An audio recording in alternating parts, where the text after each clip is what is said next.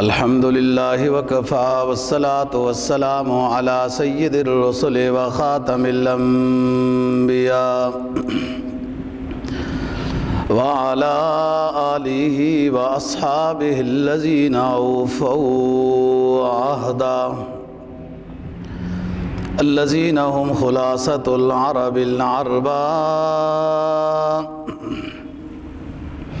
وخیر الخلائق بعد الانبیاء اما بعد فاعوذ باللہ من الشیطان الرجیم بسم اللہ الرحمن الرحیم النبی اولی بالمؤمنین من انفسهم وازواجہ امہاتہم وفی قراءت ابی بن کعب وہو اب لہم قال النبی صلی اللہ علیہ وسلم لا يؤمن أحدكم حتى أكون أحب إليه من والده والناس أجمعين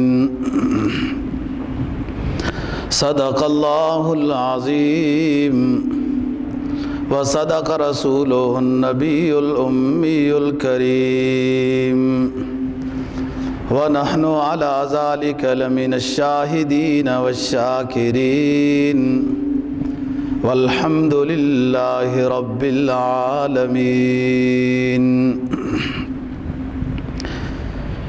21ویں پارے کی ایک آیت کریمہ کا حصہ اور جناب نبی پاک صلی اللہ علیہ وسلم کا ایک فرمان تلاوت کیا ہے، جس کے اندر محبت رسول صلی اللہ علیہ وسلم کا ذکر ہے کہ اہل ایمان کو اللہ اور اللہ کے رسول کے ساتھ کس درجے کی محبت ہونی چاہیے، اپنی کتاب قرآن مجید کے ساتھ نبی کے فرمان احادیث کے ساتھ کس درجے میں محبت ہونی چاہیے، یہ ایمان ہے۔ اور ایمان کا خاص جز وہ رسول اللہ صلی اللہ علیہ وسلم کی محبت ہے۔ آج کی گزارشات میں نبی پاک صلی اللہ علیہ وسلم کے ساتھ اہل ایمان کو محبت کس درجے میں رکھنی چاہیے، یہ بیان کرنا مقصود ہے۔ فرمایا النبی اولی بالمؤمنین من انفسهم وازواجہ امہاتہم۔ مسلمانوں کو خطاب ہے کہ نبی پاک صلی اللہ علیہ وسلم تمہارے سب سے زیادہ محبوب ہونے چاہیے، حتیٰ کہ تمہاری اپنی جانوں سے بھی زیادہ محبوب ہونے چاہیے۔ اولا اقرب، وَأَزْوَاجُهُ أُمَّهَاتُهُمْ، نبی پاک صلی اللہ علیہ وسلم کی بیویاں وہ امت کی مائیں ہیں۔ حضرت ابی بن کعب رضی اللہ تعالیٰ عنہ مشہور صحابی ہیں، انہوں نے روایت نقل کی کہ اس آیت کے ساتھ ایک لفظ اور بھی آپ فرمایا کرتے تھے وَأَزْوَاجُهُ أُمَّهَاتُهُمْ کے بعد وَهُوَ أَبٌ لَهُمْ، کہ نبی کی بیویاں امت کی مائیں ہیں اور نبی پاک صلی اللہ علیہ وسلم امتیوں کے لیے بدرجہ باپ کے ہے۔ قرات کا اختلاف ایک مستقل موضوع ہے۔ کہ کون سی جگہ پہ لفظ مجہول پڑا گیا، کون سی جگہ پہ معروف پڑا گیا، کون سی جگہ پہ غیب پڑا گیا، کون سی جگہ پہ مخاطب پڑا گیا۔ 7 قراتیں ہیں، قراء کا اس میں اختلاف ہے، ترجمہ اور مضمون مفہوم کے اعتبار سے فرق نہیں پڑتا، چونکہ قرآن مجید 7 لغتوں میں نازل ہوا ہے، بنو قریش میں، بنو تمیم میں وغیرہ، تو اس میں پھر تھوڑے تھوڑے بولنے میں اختلاف تھا۔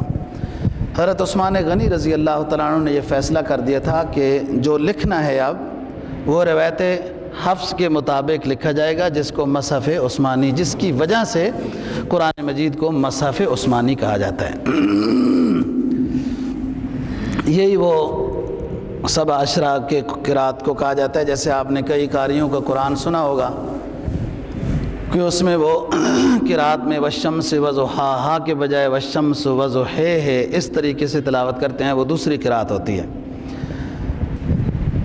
تو النبی اولیٰ بالمؤمنین من انفسہم وازواجہ امہاتہم، اللہ پاک فرما رہے ہیں ایمان والوں کو کہ تمہارے سب سے زیادہ قریب نبی پاک صلی اللہ علیہ وسلم ہونے چاہیے محبت کے لحاظ سے، حتیٰ کہ تمہاری جانوں سے بھی زیادہ نبی پاک صلی اللہ علیہ وسلم محبوب ہوں۔ وَأَزْوَاجُهُ أُمَّهَاتُهُمْ، اور نبی پاک صلی اللہ علیہ وسلم کی بیویاں یہ تمہاری مائیں ہیں۔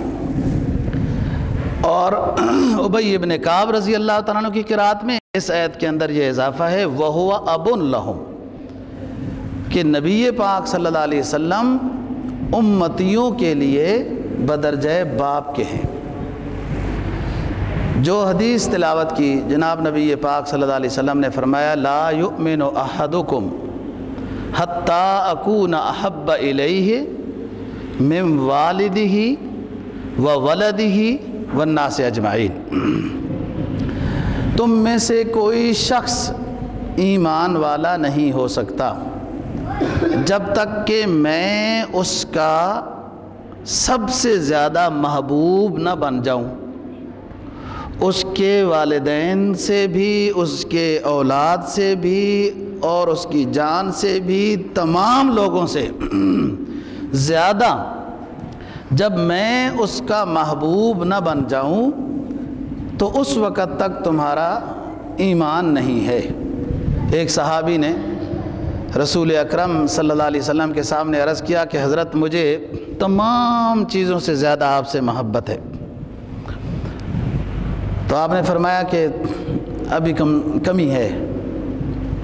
وہ فوراً سمجھ گئے، تو پھر عرض کیا کہ حضرت تمام چیزوں سے زیادہ محبت ہے، اور واللہ اپنی جان سے بھی آپ زیادہ محبوب ہیں۔ تو فرمایا کہ ہاں اب ایمان مکمل ہو گیا ہے۔ النبی اولیٰ بالمؤمنین من انفسہم وازواجہ امہاتہم، نبی پر ایمان لانا، اللہ اور اللہ کے رسول پر ایمان لانا، اور پھر سب سے زیادہ ان کو محبوب سمجھنا، یہ ایمانی حصہ ہے، یہ درجات ایمان نہیں ہے۔ درجات ایمان اور چیز ہوتا ہے، کسی چیز کا جز ہونا وہ اور چیز ہے، کیفیت اور چیز ہے، کمیت اور چیز ہے۔ ایمان کے 2 اہم حصے ہیں، اللہ اور اللہ کا رسول، اگر ان میں سے کوئی نہیں ہے تو ایمان نہیں ہے۔ ہاں ایک شخص درود زیادہ پڑھنے والا ہے، تلاوت زیادہ کرنے والا ہے، نبی پاک صلی اللہ علیہ وسلم کی سنتوں کا پیروکار ہے اور کوئی سنت وہ نہیں اس سے چھوٹتی، یہ درجات ایمان میں اضافہ ہے۔ رہی بات محبت رسول، اس کے بغیر ایمان ہی نہیں ہے۔ یہ ہر کسی کو، ہر ایمان والے کو یہ حکم ہے کہ نبی پاک صلی اللہ علیہ وسلم کو سب سے زیادہ محبوب سمجھے۔ اب اس کے مطابق آگے عمل ہوتا گیا تو درجات ایمان بڑھتے گئے۔ بات یہ ہے کہ رسول اللہ صلی اللہ علیہ وسلم کی قدر و منزلت اور محبت یہ صرف امت مسلمہ کے لیے نہیں تھی، یا نہیں ہے، صرف امت مسلمہ کے لیے نہیں ہے۔ آپ کا مقام محبت اور آپ کی قدر و منزلت اللہ رب العزت نے تمام انبیاء علیہ السلام کے سامنے بھی بیان کی، تمام امتوں کے سامنے بھی ہوئی، اور اس کے لیے مخصوص اللہ رب العزت نے ایک پروگرام کیا۔ وَإِذَا أَخَذَ اللَّهُ مِيثَاقَ النَّبِيِّينَ لَمَا آتَيْتُكُم مِّن كِتَابٍ وَحِكْمَةٍ، سب نبیوں کی روحوں کو جمع کر کے فرمایا کہ تمہارے بعد میرا آخری نبی آئے گا، تم سب اس پر ایمان لاؤ، اس کی نصرت کا وعدہ کرو۔ نبی کی قدر و منزلت، نبی کے ساتھ محبت، یہ صرف امت مسلمہ کے لیے لازم نہیں، آپ کی دنیا میں تشریف لانے سے پہلے بھی تمام امتیوں کے لیے، تمام شریعتوں کے لیے، تمام انبیاء کے لیے نبی پاک صلی اللہ علیہ وسلم کی قدر و منزلت کو بیان کیا گیا ہے۔ لکھا ہے کہ حضرت موسیٰ علیہ السلام کے دور میں ایک شخص فوت ہو گیا اور بہت بد عمل تھا، ظاہری طور پر اس کی کوئی نماز، کوئی جہاد، کوئی ایسے کام نظر نہیں آ رہے تھے۔ جب وہ فوت ہوا تو حضرت موسیٰ علیہ السلام کو اس کا جنازہ پڑھانے کے لیے جب کہا گیا تو انکار کیا کہ میں اس کا جنازہ نہیں پڑھاتا ہوں، کبھی ہمارے ساتھ شریک نہیں ہوا۔ بے شک ممکن ہے ایمان لایا ہوا ہو، لیکن اس کا کوئی اعمال کے مقام نہیں ہے۔ لوگوں نے پھینک دیا کہ جب ایک نبی جنازے سے انکار کر رہا ہے تو اس کا جنازہ ہم کیسے پڑھیں؟ وہی نازل ہو گئی حضرت موسیٰ علیہ السلام پر، اور حکم ہوا اللہ پاک کی طرف سے کہ اے موسیٰ، اس بندے کو جس کو لوگوں نے پھینک دیا ہے جنازے کے بغیر، اس کا جنازہ آپ پڑھائیں اور اس کا کفن دفن وغیرہ ہونا چاہیے، آپ کر دیں۔ موسیٰ علیہ السلام نے عرض کیا کہ حضرت یہ شخص بد عمل ہے، کبھی ہمارے ساتھ جہاد میں، نیکی کے کاموں میں نہیں جڑا۔ اللہ رب العزت نے فرمایا کہ موسیٰ اس میں ایک خوبی تھی کہ جب یہ توریت کتاب کی تلاوت کرتا تھا تو اس میں جب محمد صلی اللہ علیہ وسلم، نبی آخر الزمان صلی اللہ علیہ وسلم کا نام آتا تھا تو یہ عقیدت کے ساتھ میرے آخری محبوب پیغمبر پر سلام بھیجتا تھا، اس لیے اس کے سب گناہ معاف ہیں اور آپ اس کا جنازہ پڑھائیں۔ آپ کی قدر و منزلت، رسول پاک صلی اللہ علیہ وسلم سے ایک دفعہ کسی نے سوال کیا کہ آپ کب سے نبی ہیں؟ بیان کرتے رہتے ہیں نا جی، آپ کو 40 سال میں نبوت ملی اور پیدائش آپ کی یوں ہوئی، پھر آپ کی 23 سال بعثت کی زندگی ہے بیان کرنے کی، واعظ و نصیحت کرنے کی۔ آپ نے فرمایا کہ میری نبوت، امام ترمذی نے حدیث نقل کی، انا نبی و آدم بین الماء والطین، میں اس وقت بھی اللہ کے فیصلے سے نبی تھا، ابھی تک اللہ رب العزت نے آدم علیہ السلام کو بھی پیدا نہیں کیا تھا۔ تو اس وقت سے بعثت کا درجہ، دنیا میں بھیجنے کا درجہ بعد میں آیا۔ پہلے تعارف کرانے کے لیے سب انبیاء علیہ السلام آتے رہے، جس کا تعارف سب انبیاء نے کرایا، پھر آخر میں تعارف مکمل ہو گیا تو اللہ رب العزت نے رسول اللہ صلی اللہ علیہ وسلم کو بھیج دیا۔ یہی بات معراج کی ہے کہ کسی پیغمبر کو عرش کے اوپر اللہ رب العزت نے نہیں بلایا، معراج روحانی ہوئی ہے، جسمانی صرف جناب کو، نبی پاک صلی اللہ علیہ وسلم کو اللہ نے عطا کی۔ اور پھر امامت کی بات ہوئی تو سب انبیاء انتظار میں ہیں بیت المقدس میں کہ نماز کون پڑھائے گا۔ جبرائیل علیہ السلام نے رسول اللہ صلی اللہ علیہ وسلم کو آگے کیا کہ آپ امام الانبیاء، آپ امام الانبیاء ہیں، آپ نماز پڑھائیں گے۔ یہ قدر و منزلت کی بات، انبیاء جس ہستی کی قدر کر رہے ہیں، یہ کم بخت لوگ غیر مسلم جو اپنے آپ کو اہل کتاب کہلاتے ہیں، کوئی عیسائی کوئی یہودی، یہ اپنی کتاب اور اپنی چیزیں پڑھ لیں۔ معراج کا واقعہ، جس آسمان پر جا رہے ہیں تو جو نبی اس آسمان کے اوپر موجود تھا وہ کہتے ہیں کہ السلام علیکم یا رسول اللہ، کہ میرے بھائی نیک، اے نبی آپ پر سلام ہو۔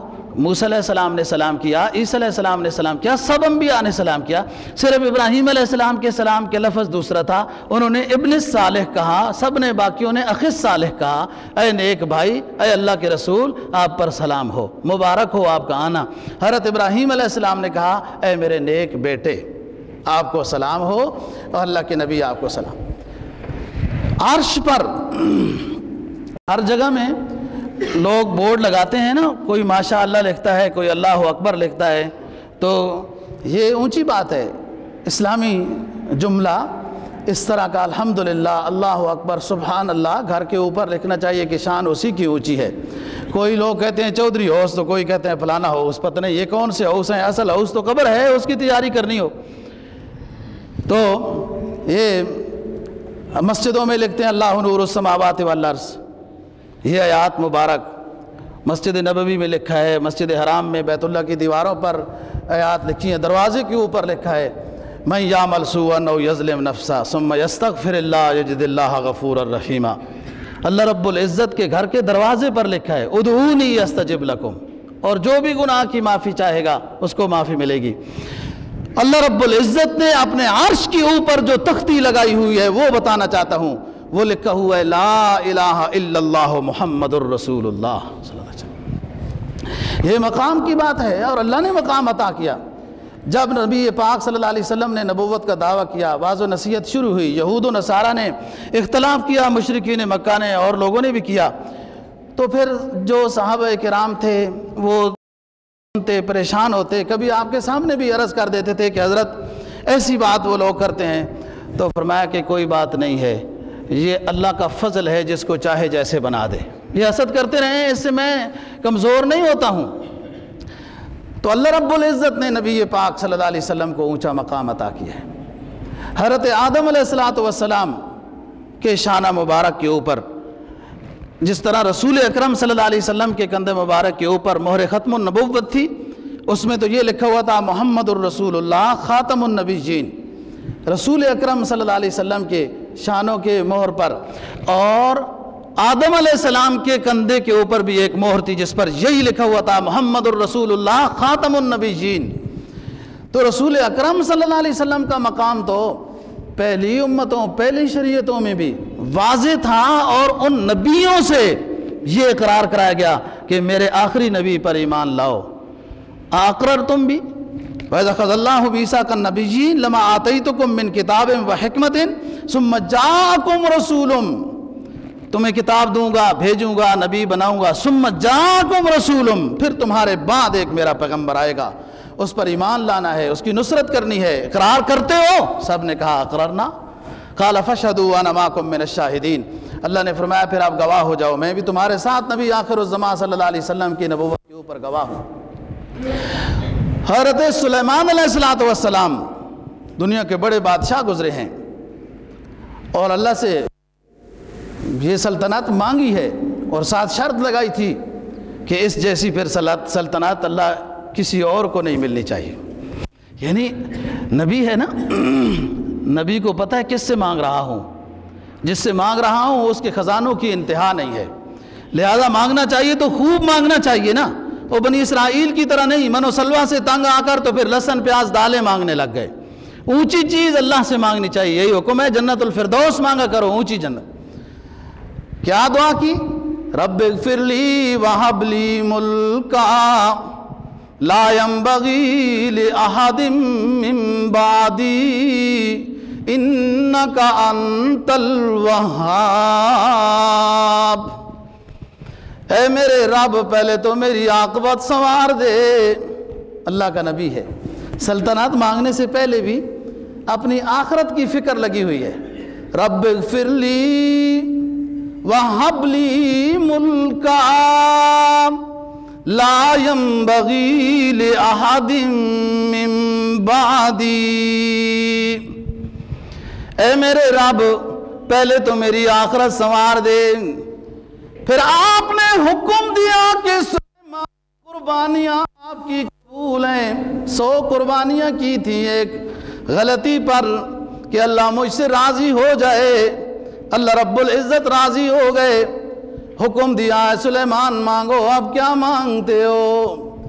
اے رب العزت آپ نے حکم دیا ہے مانگنے کے لیے تو پہلے اپنی آخرت مانگ لیے، اور اب بادشاہت ایسی عطا کر رب ہب لی ملکن لا ينبغی لأحد من بعدی۔ اب ایسی حکومت عطا کر کے میرے زمانے میں بھی اور میرے بعد رہتی دنیا تک کسی کو نہ ملے۔ پھر چمٹیاں بھی بولی سمجھتی ہیں، پرندے بھی زبان سمجھتے ہیں اور پرندوں کی زبان حضرت سلیمان علیہ السلام بھی سمجھتے ہیں۔ ہوا حکم مان کر تخت سلیمانی کو لے لے کر پھر رہی ہیں، جنات بھی تابع ہو گئے، بیت المقدس بھی بن رہی ہے، اب حکومت مل گئی۔ اب اللہ رب العزت کے سامنے سلیمان علیہ السلام عرض کر رہے ہیں کہ اللہ رب العزت حکومتی کاموں کے لیے ایک مہر بنوانی ہے۔ حکم ہوا سلیمان انگوٹھی بنواؤ اور انگوٹھی کے نگینے پہ لکھواؤ محمد الرسول اللہ خاتم النبیین، سلطنت آپ کی ہوگی لیکن آپ کے فیصلوں پہ جو مہر لگے گی وہ میرے محبوب پیغمبر کے نام گرامی کی مہر ہوگی۔ تو یہ قدر دوستو سب انبیاء کو حکم ہوا، سب امتیوں کو یہ حکم ہے۔ یہ بدبخت لوگ جو نبی پاک صلی اللہ علیہ وسلم کے مقام کو نہیں سمجھتے۔ جنت کے ہر دروازے پر شمائل ترمذی پڑھیں، لا الہ الا اللہ محمد الرسول اللہ لکھا ہوا ہے۔ عرش پر یہ لکھا ہوا، آدم علیہ السلام کے شانے پر یہی مہر ہے۔ عجیب بات دوستو، اصحاب السیر نے لکھی ہے کہ جب آدم علیہ السلام کا نکاح حضرت حوا رضی اللہ تعالی عنہا سے اللہ رب العزت نے کرا دیا، کوئی مہر کی بات بھی دماغ میں آئی امی کے۔ آدم علیہ السلام نے امی حوا سے جب بات کرنا چاہی تو کہا کہ مہر ادا نہیں ہوا، آپ پہلے مہر ادا کریں۔ یہ حیران پریشان، یہ کیا بات ہوئی؟ اللہ رب العزت سے درخواست کی آدم علیہ السلام نے کہ یا رب نکاح ہوا ہے اور مہر کا مطالبہ ہے۔ کہا ہاں، مہر کے مطالبے پر یہی انتظار تھی۔ کہا 20 مرتبہ میرے آخری پیغمبر پر سلام بھیجو، مہر ادا ہو جائے گا۔ اللہم صلی علی محمد وعلی آل محمد کما صلیت علی ابراہیم وعلی آل ابراہیم انکا حمید مجید۔ اللہم بارک علی محمد وعلی آل محمد کما بارکت علی ابراہیم وعلی آل ابراہیم انکا حمید مجید۔ تو سب انبیاء علیہ السلام کو یہ حکم ہے، اور کوئی امتی ایسا نہیں ان کا اس دور میں کہ نبی آخر الزمان صلی اللہ علیہ وسلم کی بے ادبی کرے۔ دوسرے پارے میں قرآن مجید نے یہ بات کہی، الذین یعرفونہ کما یعرفون ابناءہم۔ جب نبی آخر الزمان صلی اللہ علیہ وسلم کا ظہور ہوا، یہ اہل کتاب نبی کو اپنی ان نشانیوں کے ساتھ اس طرح پہچان گئے تھے جیسے کہ اپنی اولاد کو پہچانتے تھے۔ معاذ بغض و عنایت کی وجہ سے رسول اللہ صلی اللہ علیہ وسلم پر ایمان نہیں لایا، اور جن کے مقدر میں تھا وہ ایمان لے آئے۔ یہ بات تو یہ دوستو جو نیک صلحاء علماء اولیاء صوفیاء گزرے ہیں، انہوں نے تو مدینے کی مٹی کے بے ادبی پر بھی سزا مقرر کی ہے۔ نبی کے مقام اور نبی کے مقام کے بارے میں کوئی ادبی کا جملہ کہنا، یہ تو بہت بڑا کفر ہے۔ نبی کے شہر کے بارے میں بے ادبی کا لفظ کہنا علماء اولیاء ائمہ صلحاء کے نزدیک جائز نہیں ہے۔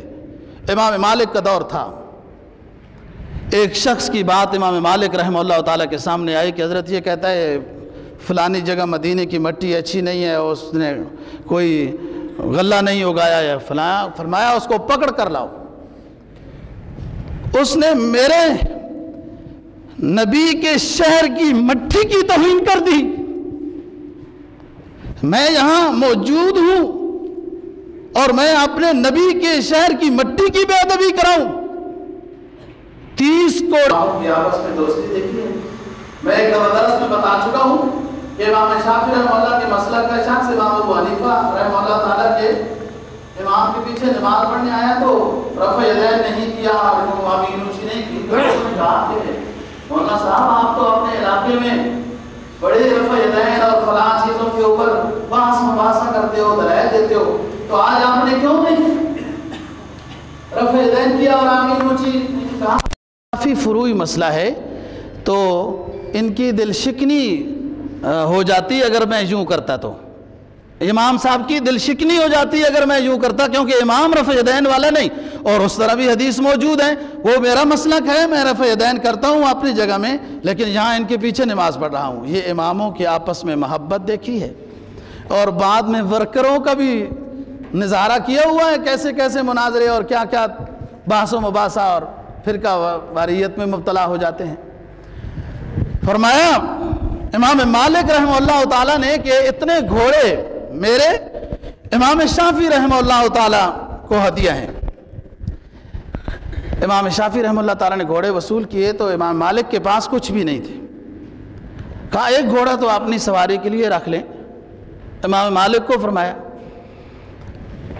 تو کہا کہ نبی کے شہر میں جوتوں کے ساتھ چلنا بے ادبی سمجھتا ہوں، نبی کے شہر میں گھوڑے پر سوار ہو کر ان گلیوں میں چلوں گا، کہیں ایسا نہ ہو کہ جس سرزمین کے اوپر نبی پاک صلی اللہ علیہ وسلم کے پاؤں اقدس لگ چکے ہیں، میرے گھوڑے کے پاؤں اس پر لگ گئے تو میدان حشر میں کیا جواب دوں گا۔ یہ ادب ہے، اور یہی وجہ ہوئی کہ مدینہ میں رہے، اور باہر جاتے بھی تھے تو دوڑ کر واپس آتے تھے کہ کہیں مدینہ سے باہر موت نہ آ جائے۔ حج عمرے کے لیے بھی جب جاتے تھے امام مالک رحمہ اللہ تعالیٰ تو پھر دعائیں کرتے کرتے کہ یا رب اور سنتوں پر تو عمل کر رہا ہوں، وہ اختیاری سنتیں ہیں، ایک غیر اختیاری سنت پر بھی عمل کرنا چاہتا ہوں کہ میرے نبی کی روح جسم پاک سے جب جدا ہوئی تو مدینہ طیبہ میں وہ تھے، میرے جسم سے بھی روح جب جدا ہو تو میں بھی مدینہ طیبہ میں ہوں۔ یہ سنت ہے اور اس پر عمل کرنا میرے اختیار میں نہیں، یہ غیر اختیاری سنت پر یا رب مجھ سے عمل کرا دے۔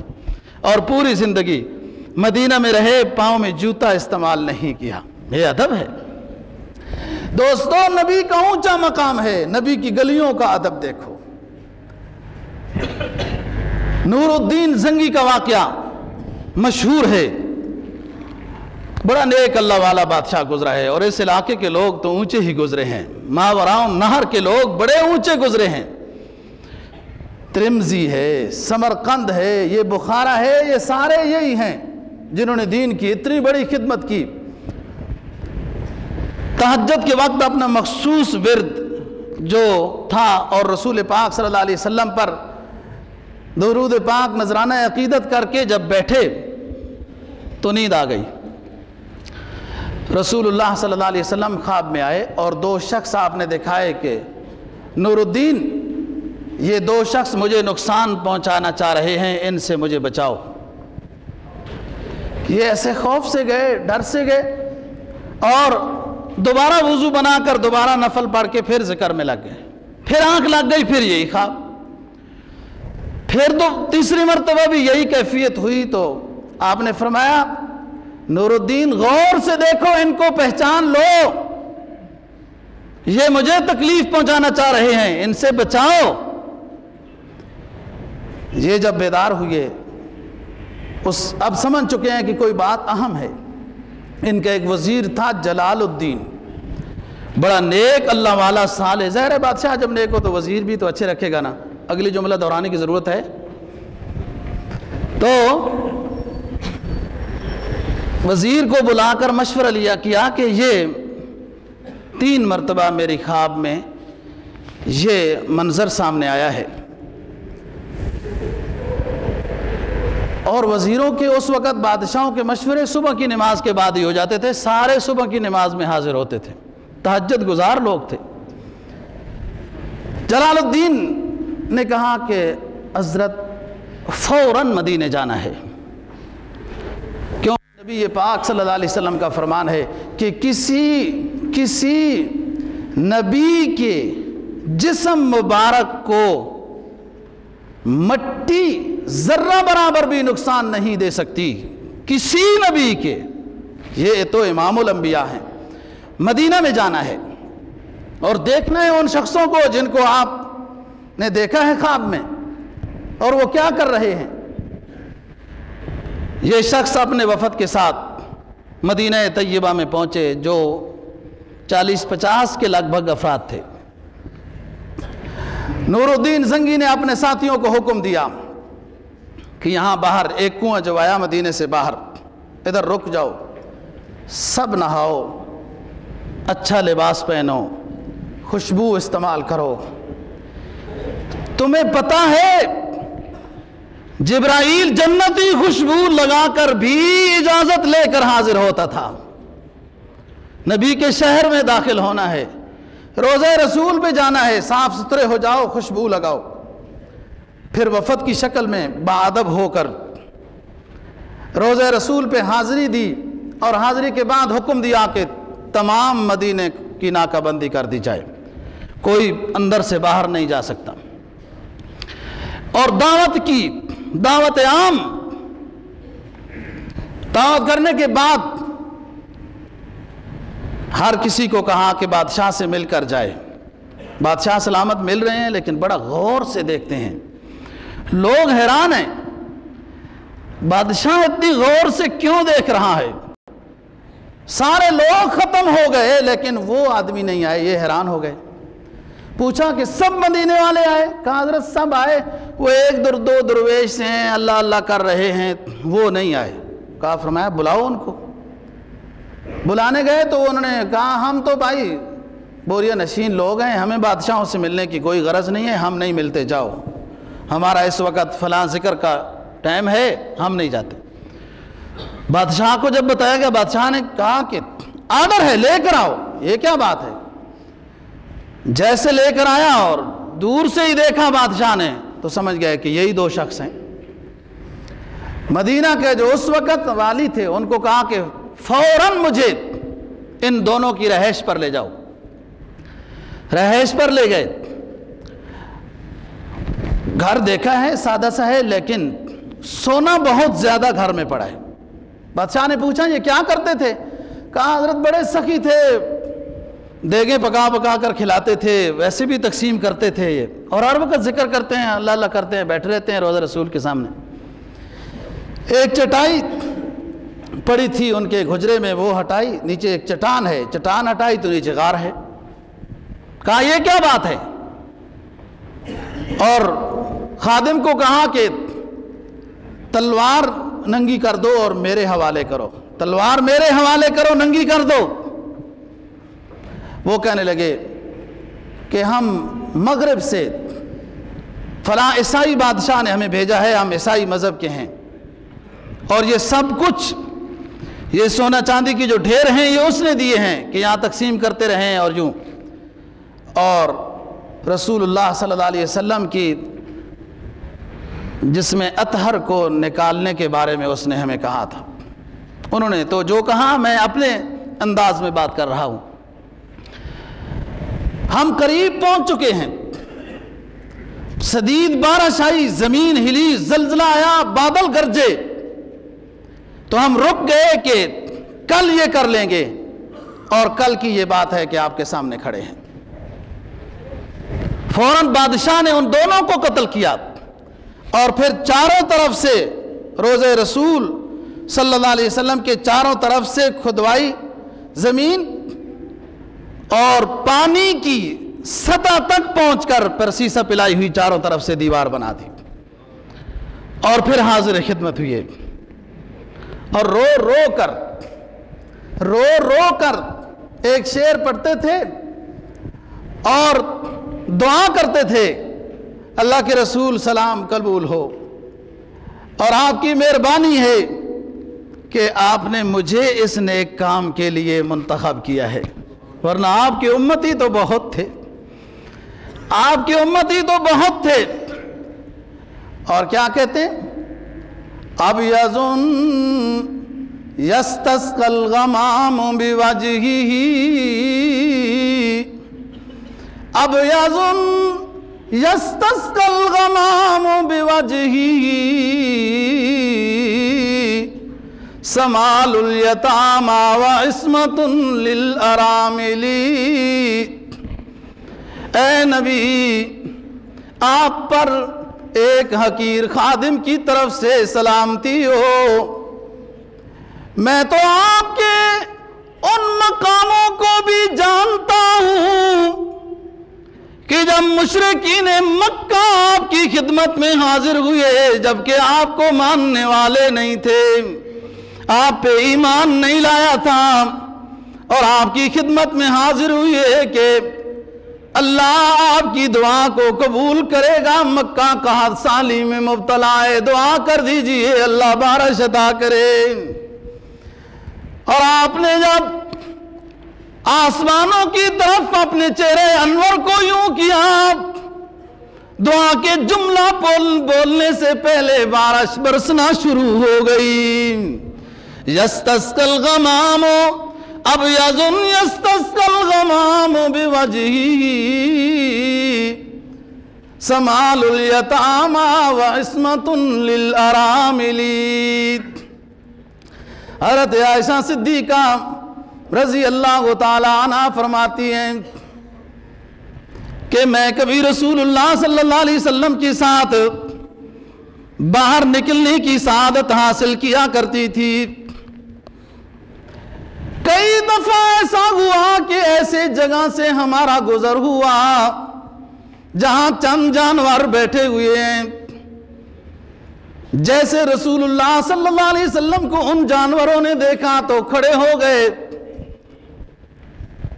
اور اپنے سامنے والے دونوں ٹانگوں کو اپنے گوڑوں کے اوپر رکھ دیا اور پچھلی ٹانگیں کھڑی رکھی۔ ادباً سارے جانور یوں ہو جاتے تھے، اور رسول اللہ صلی اللہ علیہ وسلم جب قریب ہوتے تو یہ جانور بھی اپنی خاص کیفیت کے ساتھ اپنا ادب و احترام رسول اللہ کے سامنے پیش کر دیتے تھے۔ جب رسول اللہ صلی اللہ علیہ وسلم یوں کرتے پھر جانور اپنی حالت واپس لے آتے جو ان کی اپنی اصلی حالت تھی۔ یہ مقام تھا رسول اللہ صلی اللہ علیہ وسلم کے ادب کرنے کا، جانوروں کا، جن کے لیے رسول اللہ صلی اللہ علیہ وسلم مبعوث ہوئے ان پر تو ادب کرنا واجب ہے۔ نزہۃ المجالس میں ایک واقعہ لکھا ہے عجیب و غریب۔ صحابہ رضی اللہ تعالیٰ عنہم فرماتے ہیں کہ ہم ایک جگہ موجود تھے اور کھانے کا وقت ہوا، سفر میں تھے، رسول اللہ صلی اللہ علیہ وسلم ساتھ تھے۔ عرض کیا ایک صحابی نے کہ حضرت تو روٹیاں ہیں کچھ جو کی کچھ اس طرح، لیکن ساتھ سالن کوئی چیز بھی نہیں ہے، نہ سرکہ ہے نہ کچھ ہے۔ آپ نے فرمایا اچھا۔ اتنی ہی دیر میں شہد کی مکھی نے رسول اللہ صلی اللہ علیہ وسلم کے قریب چکر لگانا شروع کر دیا ہے۔ آپ نے فرمایا پتہ ہے تمہیں یہ کیا کہہ رہی ہے؟ عرض کی حضرت نہیں۔ کہا یہ کہہ رہی ہے کہ آخری نبی کے غلاموں کے لیے سالن کا میں بندوبست کر کے آئی ہوں۔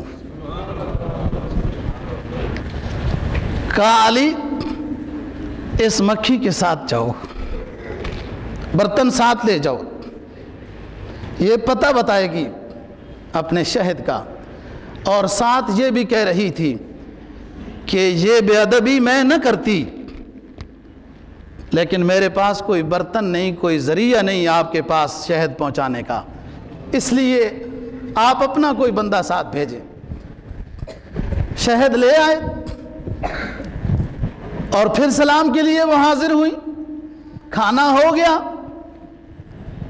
صحابہ نے پوچھا حضرت یہ پھر دوبارہ مکھیاں آ گئی ہیں، یہ کیا وجہ ہے؟ رسول اللہ صلی اللہ علیہ وسلم نے فرمایا کہ ان سے ایک سوال کیا ہے اس کا جواب دے رہی ہیں۔ کہا کیا سوال کیا ہے، کیا جواب دے رہی ہیں؟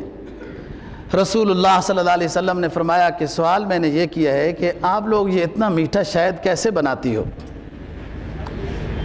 تو انہوں نے کہا کہ ہم جنگل مختلف جگہوں میں جاتی ہیں، پھول رس وغیرہ یہ چوستی ہیں پھر جمع کرتی ہیں۔ تو میں نے کہا کہ اس میں تو کڑوے پھول بھی ہوتے ہیں، وہ بھی آپ وہ بھی لے کے آتی ہیں۔ کہاں پھر اتنا میٹھا شہد کیسے ہو جاتا ہے؟ تو اس مکھی نے کہا کہ ہماری ایک مکھی امیر ہوتی ہے، یہ مکھیاں بتا رہی ہیں کہ ہماری ایک مکھی امیر ہوتی ہے، جب ہم ہر چیز کا عرق اس خاص جگہ میں پہنچا دیتی ہیں تو وہ مکھی سب سے پہلے آپ پر درود و سلام پیش کرتی ہے، پھر سب ہمیں بھی ساتھ ملا لیتی ہے۔ پھر جب مخصوص مقدار میں آپ پر درود و سلام پیش کر دیتی ہیں تو وہ کہتی ہے شہد پر پھونک دو، پھونکنے کے بعد اس شہد کی یہ مٹاس ہو جاتی ہے۔ اب کسی کے ذہن میں یہ سوال ہے کہ یہ شہد تو شروع سے ہے، رسول اللہ صلی اللہ علیہ وسلم کے زمانے سے نہیں۔ اس کا جواب پہلے دے چکا ہوں، جو رسول اللہ صلی اللہ علیہ وسلم نے پہلے بتایا، انا نبی و آدم بین الماء والطین، میں اس وقت سے نبی تھا جب آدم علیہ السلام کو اللہ رب العزت نے پیدا ہی نہیں کیا تھا۔ رسول اللہ صلی اللہ علیہ وسلم کے سفر کی بات ہے، ایک جگہ سے گزر رہے ہیں، مشہور واقعہ ہے، امام ترمذی نے نقل کیا، ایک جال میں ہرنی پھنسی ہوئی ہے، آپ جب قریب گئے تو اس نے آواز لگائی، آپ نے حکم دیا کہ اس جال کو لگانے والا کون ہے؟ کہا جی فلاں شخص ہے، بلایا اس کو، فرمایا یہ ہرنی سلام پیش کرنے کے بعد یہ کہہ رہی ہے کہ میں بچوں کو دودھ پلانے کے لیے جا رہی تھی، وہ انتظار میں بیٹھے رو رہے ہوں گے، اس نے مجھے جال میں پھنسا لیا، میں وعدہ کرتی ہوں مجھے بچوں کو دودھ پلانے دو، میں واپس آ جاؤں گی۔ آپ نے فرمایا اس کو چھوڑ دو، یہ وعدہ پورا کرے گی۔ دودھ پلا کر واپس آ گئی، اور واپس آنے کے بعد رسول اللہ صلی اللہ علیہ وسلم نے اس شخص کو کہا کہ اگر آپ اس کو آزاد کر دیں تو بہت اچھی بات ہے۔ اس نے آزاد کر دیا، جیسے آزاد کیا تو وہ کھڑی ہو گئی ادباً اور کہنے لگی اشہد اللہ الہ الا اللہ واشہد ان محمدًا عبدہ ورسولہ، اللہ کے علاوہ کوئی معبود نہیں اور میں اللہ کے آخری نبی پر ایمان کا اعلان کر رہی ہوں۔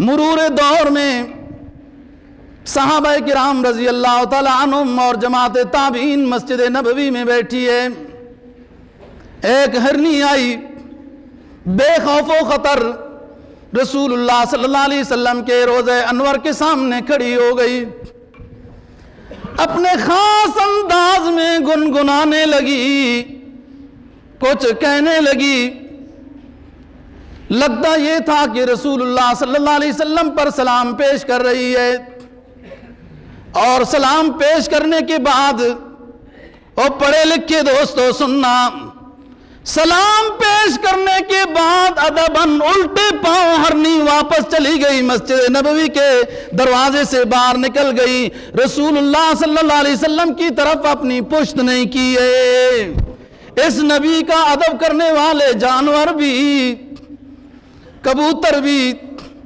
یہ ویسے ہی دعائیں اور ذکر و اذکار میں مصروف نہیں ہیں، یہ کبوتر۔ علامہ دمیری نے لکھا ہے دوستو، پرندوں میں سب سے زیادہ اللہ کا ذکر اور نبی پر سلام پیش کرنے والا پرندہ کبوتر ہے۔ رسول اللہ صلی اللہ علیہ وسلم ایک سفر میں ہیں اور گزر ہوا کہیں سے، ممکن ہے اونٹ کی کوئی مینگنی یا گائے کا کوئی گوبر نال مبارک کے ساتھ لگ گیا، جب ایک جگہ پر کھڑے ہوئے کبوتر اڑتا ہوا رسول اللہ صلی اللہ علیہ وسلم کے نال مبارک کے قریب آ کر بیٹھ گیا اور اپنی چونچ کے ساتھ اس گوبر کو صاف کرنے لگا۔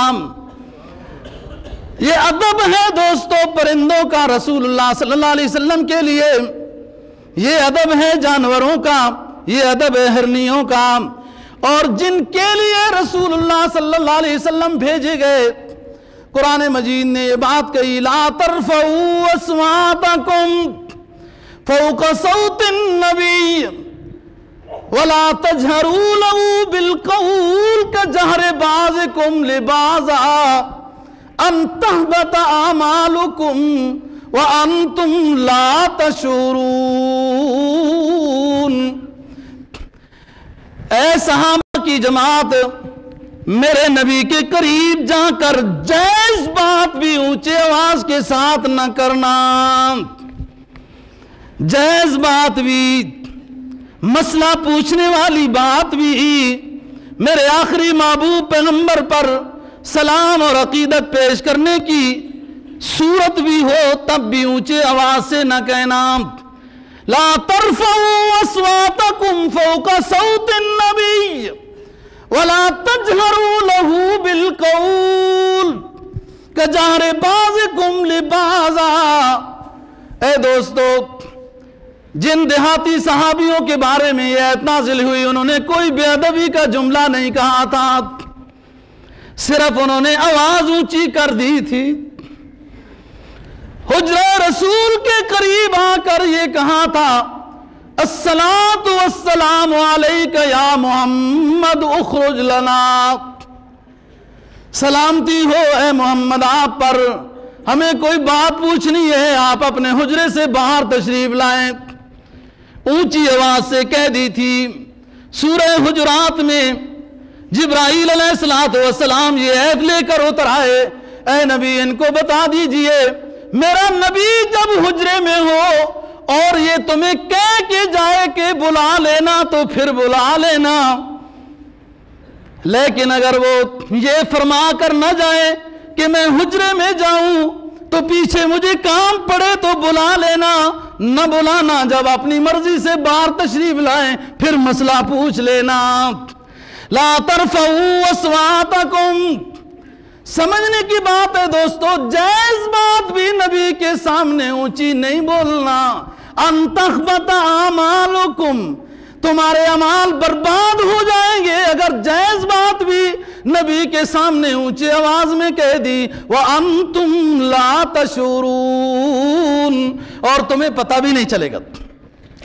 تو موضوع ہے دوستو نبی پاک صلی اللہ علیہ وسلم کی محبت۔ النبی اولا بالمؤمنین من انفسہم وازواجہ امہاتہم، نبی تم سب سے زیادہ قریب ہونا چاہیے۔ یہی وجہ ہے کہ والدین کا بہت احترام ہے، لیکن یہاں پر بھی حد بندی کر دی کہ اگر والدین بھی شریعت کے خلاف کوئی بات کہہ دیں تو والدین کی نافرمانی کر دینی ہے، انہیں کہہ دینا ہے کہ آپ کا ادب و احترام ہے لیکن شریعت کے خلاف جو آپ بات کہہ رہے ہیں یہ نہیں مانی جائے گی، بات مانی جائے گی رسول اللہ صلی اللہ علیہ وسلم۔ لا یؤمن احدکم حتی اکون احب الیہ من والدہ وولدہ والناس اجمعین، سب سے زیادہ محبوب جب رسول اللہ صلی اللہ علیہ وسلم ہوں گے۔ خلاصہ یہ کہ جائز بات جب اونچی آواز کے ساتھ کہنے سے قرآن نے یہ بات کہہ دی، ان تخبط اعمالکم وانتم لا تشعرون، اور نبی کے بارے میں بے ادبی کی بات جب جائز بات اونچی آواز کے ساتھ کہنے سے اعمال برباد ہو گئے تو بے ادبی کی بات ہرگز جائز نہیں ہے۔ اور اس طریقے سے انسان بے ادبی کی بات نبی کی شان میں، گستاخی کی بات نبی کی شان میں کہنے سے کفر کے قریب پہنچ جائے گا، کافر ہو جائے گا۔ اور قرآن مجید نے 11ویں پارے میں دوستو بات کی، یحلفون باللہ لکم لترضوا عنہم فإن ترضوا عنہم فإن اللہ لا یرضی عن القوم الفاسقین۔ 11واں پارہ پہلا رکوع، اے نبی آپ کے بے ادب یہ منافق آپ کے پاس آتے ہیں، قسمیں کھا کر یہ کہتے ہیں کہ ہم سے غلطی ہو گئی، جو آپ کی بے ادبی کی آپ راضی ہو جائیں۔ فَإِن تَرْضَوْا عَنْهُمْ، اے نبی آپ اپنے بے ادبوں کو اگر معاف بھی کر دیں، راضی بھی ہو جائیں، فَإِنَّ اللَّهَ لَا يَرْضَى، اللہ راضی نہیں ہے آپ کے بے ادب سے، اللہ راضی نہیں ہے۔ ان فاسق لوگوں سے انہیں کوئی اور چیز نظر نہیں آئی۔ بے ادبی کے لیے دنیا کے سب سے بڑے اونچے انسان، اللہ کی بات جن کا مقام ہے، ان کے بارے میں بے ادبی کی بات کہتے ہیں۔ اللہ پاک ہمیں دین کی صحیح سمجھ اور عمل کی توفیق نصیب فرمائے۔ وآخر دعوانا الحمدللہ۔